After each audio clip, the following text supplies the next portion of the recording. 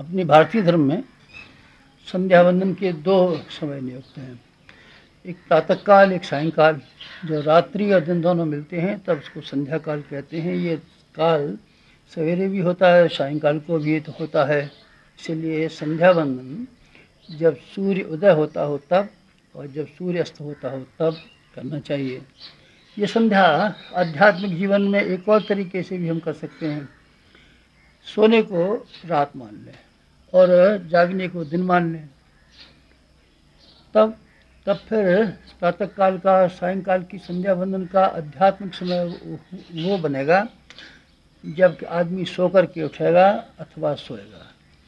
प्रातःकाल और सायंकाल की संध्या बंधन के लिए तो ये भी हो सकता है कि लोग शिकायत करें, उस वक़्त हमको नींद नहीं खुलती है, उस वक़्त हम दुकान पर रहते हैं, अमुक काम करते हैं। लेकिन ये संध्या बंधन हर एक आदमी के लिए संभव है कि जब प्रातःकाल उठे, कभी तो उठेगा, रात को नींद पूरी करके उठेगा ना, तब तो समय मिलेगा। सोएगा तो सही, कई बजे सोए, सोने का समय हो उसको रात्रि का संध्या वंदन का समय मान लिया जाए। प्रातःकाल जब उठा जाए तो प्रातःकाल का संध्या वंदन का समय मान लिया जाए। इन दोनों समयों को संध्या वंदन का अगर आप समय मान लें तो फिर किसी को ये शिकायत नहीं रहेगी कि हमको समय नहीं मिलता। कईयों को स्थान नहीं होता, घर में स्थान नहीं है, पूजा के सामान नहीं है, नहाने को समय नहीं है, तो चलिए न सही, फिर आप ऐसे किया कीजिए, चारपाई पे पड़े पड़े ही आप ये संध्या वंदन कर सकते हैं। इसके लिए न उठने की ज़रूरत है, न कोई, इससे सरल तो कोई तरीका नहीं हो सकता। इतना सरल तरीका और क्या हो सकता है बताइए। ये सबसे सरलतम तरीका है कि आप प्रातःकाल और सायंकाल का संध्या वंदन अपनी चारपाई पे पड़े हुए उस समय कर लिया करें जबकि आपकी नींद खुलती है और नींद आप लेने के लिए चले जाते हैं। दो समय संध्या वंदन, आप इसको भूलना मत। इसमें सिवाय आपकी लापरवाही और गैर जिम्मेदारी की और कोई बाधा इसमें नहीं हो सकती। आप चाहें तो नियमित रूप से हर परिस्थितियों में, बीमारी में भी, सफ़र में भी, कहीं भी आप कर सकते हैं और ये करनी चाहिए। प्रातःकाल की संध्या, सायंकाल की संध्या, क्या करें, क्या कहना चाहिए, क्या विचार करना चाहिए। आपको इन दोनों समय में आत्मबोध और तत्वबोध की साधना करनी चाहिए। प्रातःकाल जब उठा करें तो आप अपने आप का एक नया जन्म हुआ अनुभव किया कीजिए। ये अनुभव किया कीजिए कि रात को सोने का अर्थ है पिछला जन्म और अब सवेरे उठने का जन्म है नया जन्म। जब आँख खुली तब नया जन्म। आप ये अनुभव कर लिया करें तो मज़ा आएगा। आप ये सवेरे हर दिन अनुभव कीजिए कि आज हमारा नया जन्म हुआ। तो नए जन्म में क्या करना चाहिए। आपकी सारी बुद्धिमानी इस बात पर टिकी हुई है कि आप अपने जीवन की संपदा का किस तरीके से उपयोग किया, बस एक ही बुद्धिमानी है।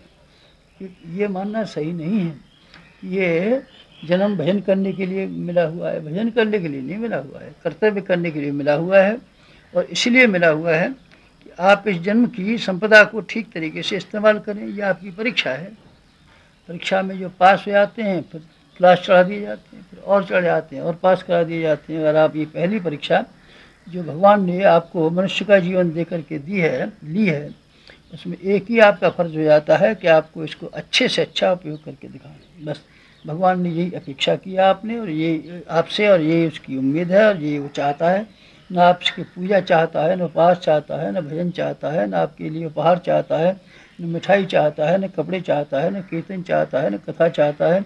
इन बातों से भगवान का कतई कोई ताल्लुक नहीं है। ये तो अपने आप के परिशोधन की प्रक्रिया है, जिससे नया नहीं क्यों लोगों ने ये मान लिया है कि इससे भगवान प्रसन्न हो जाएगा। आप विश्वास रखें, इससे भगवान किसी प्रकार प्रसन्न नहीं हो सकता।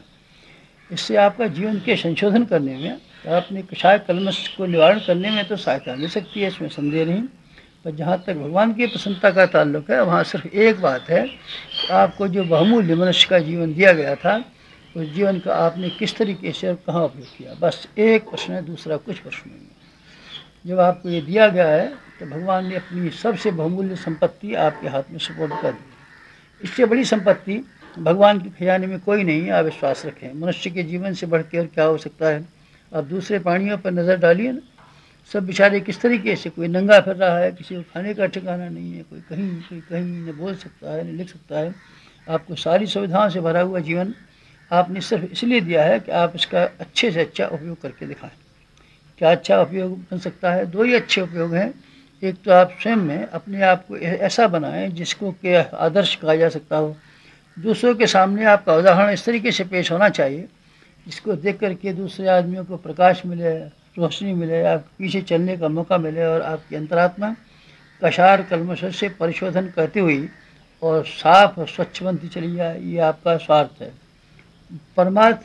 परमार्थ आपका ये है कि ये भगवान की विश्व वाटिका जिसमें आपको काम करने के लिए भेजा गया हुआ है, एक अच्छे माली की तरीके से काम करें। भगवान को सहायकों की ज़रूरत है, साथियों की ज़रूरत है, इंजीनियरों की ज़रूरत है, ताकि इसके इतने बड़े बगीचे, इतने बड़े कारखाने का सुव्यवस्था करने में हाथ बढ़ा सकें। आपको हाथ बटाने के लिए पैदा किया गया है, खुशामदें करने के लिए नहीं, नाक रगड़ने के लिए नहीं, चापलूसी करने के लिए नहीं, चमचागिरी करने के लिए नहीं, मिठाई उपहार भेंट करने के लिए नहीं पैदा किया गया है। आपको सिर्फ इसलिए पैदा किया गया है कि आप बेहतरीन ज़िंदगी जी। इसके लिए क्या करना चाहिए? आमतौर से आदमी भूल जाते हैं, ये काम की बातें सब भूल जाते हैं और बेकार की बातें, बेवकूफ़ी की बातें सब याद रखते हैं। आपको सवेरे उठते ही ये ध्यान करना चाहिए, प्रातःकाल चारपाई पे पड़े पड़े आज हमारा नया जन्म हुआ है और हमको इतनी बड़ी कीमत मिली, संपत्ति मिली, इसकी तुलना में और किसी प्राणी को कोई चीज़ नहीं मिला है। आप अपने आप को सौभाग्यवान अनुभव कीजिए, भाग्यशाली अनुभव कीजिए। ये अनुभव कीजिए हमारे बराबर भाग्यवान कोई नहीं है। अभावों की बात, कठिनाइयों की बात, चिंता की बात आप सोचते रहते हैं, ये क्यों नहीं सोचते? इतना बड़ा मनुष्य का जीवन भगवान ने आपको दे दिया और इतने आप बड़े सौभाग्यशाली हैं, आप सौभाग्य सराहें। लेकिन साथ साथ में सराहना के साथ साथ में एक और बात भी ध्यान रखें, ऐसी स्कीम बनाएं, योजना बनाएं जिससे कि इस जीवन का अच्छे से अच्छा उपयोग करना संभव हो सके। ये प्रयोग एक दिन के जीवन से करना चाहिए। एक दिन, जिस दिन आप सो कर के उठें उसी दिन ये रखिए कि बस एक ही दिन हमारे लिए ज़िंदगी का है और इस आज के दिन को हम अच्छे से अच्छा बना करके दिखाएंगे। बस इतना बात कर लें, आप इसी क्रम को रोज़ रोज़ अपनाते हुए सारी ज़िंदगी को भी अच्छा बना सकते हैं।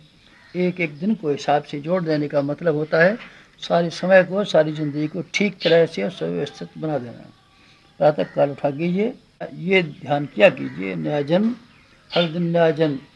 हर दिन नया जन्म को प्रातःकाल से लेकर सायंकाल तक आप कैसे उपयोग करेंगे, इसके लिए एक टाइम टेबल सवेरे उठ के बना लेना चाहिए। आप क्या करेंगे और कैसे करेंगे, क्यों करेंगे। क्रिया के साथ साथ में चिंतन को आप जोड़ दीजिए। चिंतन और क्रिया को दोनों को जोड़ देते हैं तो एक समग्र बात बन जाती है। आप शरीर से काम करते रहें पर कोई उद्देश्य न हो, और उद्देश्य आप ऊँचे रखें लेकिन उसको क्रियान्वित करने का कोई मौका न हो, तो दोनों ही बातें बेकार हो जाएंगी। इसलिए आप सवेरे उठते ही जहाँ अपने जीवन को सराहें, जहाँ मनुष्य के जीवन पर गर्व गौरव अनुभव करें, वहाँ एक और बात साथ साथ चालू कर दें। सवेरे प्रातःकाल से लेकर के सायंकाल तक का एक ऐसा टाइम टेबल बना में जिसको सिद्धांतवादी कहा जा सके, आदर्शवादी कहा जा सके। इसमें भगवान की हिस्सेदारी रखिए। शरीर के लिए भी गुजारे का समय निकालिए, भगवान के लिए भी समय गुजारे का निकालिए। भगवान भी तो हिस्सेदार है, उसके लिए भी तो कुछ करना है। आपका शरीर ही सब कुछ थोड़ी है, आत्मा भी तो कुछ है। आत्मा के लिए भी तो कुछ किया जाना चाहिए। सब कुछ शरीर को ही खिलाने और पिलाने के लिए आप करेंगे, ऐसा क्यों करेंगे? आत्मा का कोई वक़्त नहीं है, आत्मा की कोई इज्जत नहीं है, आत्मा का कोई मूल्य नहीं है, आत्मा से आपका कोई संबंध नहीं है। अगर है तो फिर आपको ऐसा करना पड़ेगा कि उसके साथ साथ में दिनचर्या में आदर्शवादी सिद्धांतों को मिला के रखना पड़ेगा। दिनचर्या ऐसी बनाइए जिसमें आपका पेट भरने का भी गुंजाइश हो और अपने कुटुंब के और परिवार करने वालों के लिए भी गुंजाइश हो। लेकिन साथ साथ में एक और भी गुंजाइश रहनी चाहिए, इसमें आत्मा को संतोष देने के लिए और परमात्मा को पसंद देने के लिए कार्यों का और विचारों का भी समावेश हो। आप स्वाध्याय का दैनिक जीवन में स्थान रखिए, आप सेवा का दैनिक जीवन में स्थान रखिए, आप उपासना का दैनिक जीवन में स्थान रखिए। इन सब बातों का समन्वित जीवन का आप अभ्यास कर लें तो बस आपका सवेरे प्रातः काल वाली संध्या वंदन पूरा हो जाएगा।